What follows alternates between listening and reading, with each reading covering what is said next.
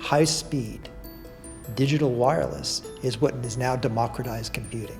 Between inexpensive hardware and the ability then to connect that hardware to anything in the world, you now have walking in your hand this tremendous power. And Zeke's work is right in the middle of what makes that all possible.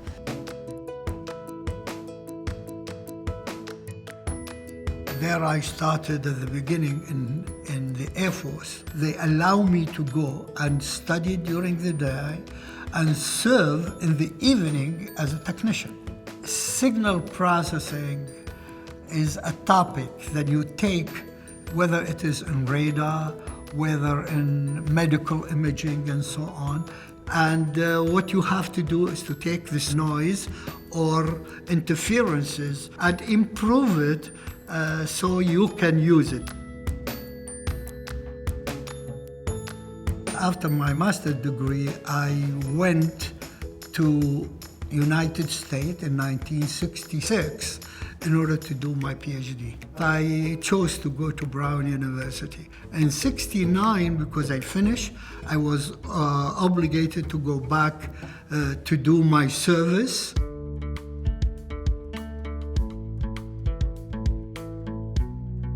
After '73, I decided to go to university. Because I have 6 sons, I was looking for help. So I went to Philadelphia, and Drexel took me as a full professor, by the way, then. And I continued with Drexel. And once it happened that I was presenting some material in a conference, and some people sitting there, they said, "Look, this cannot work." Well, I'm only a professor, so I said, "I don't know, I think it would." Then there was a person sitting in the back. He said, "No, it can work." Well, beautiful.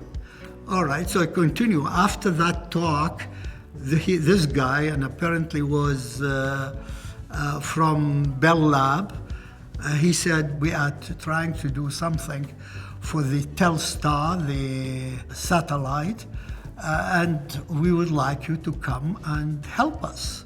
He convinced me to leave Drexel and come to Bell Lab. I think I look around in different schools.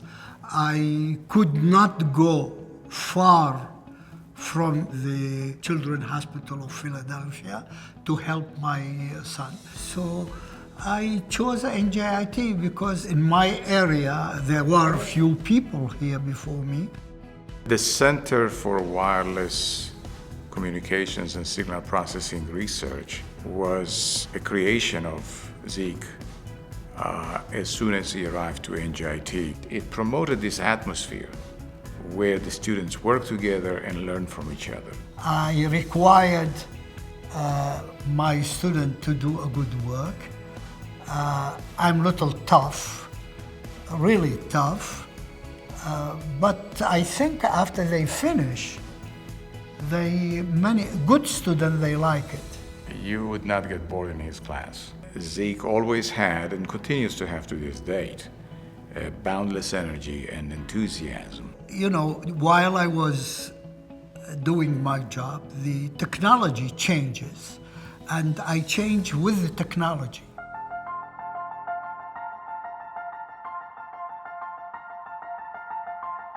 One technology that Zeke subsequently worked on and I subsequently worked on as well is the technology that we are using in cell phones today, and we call it CDMA. And for many years, this technique was used for the military in communication to hide the signals. This ability to hide the signal, looking at it from a different point of view, is also the ability to combine many signals without them interfering with each other.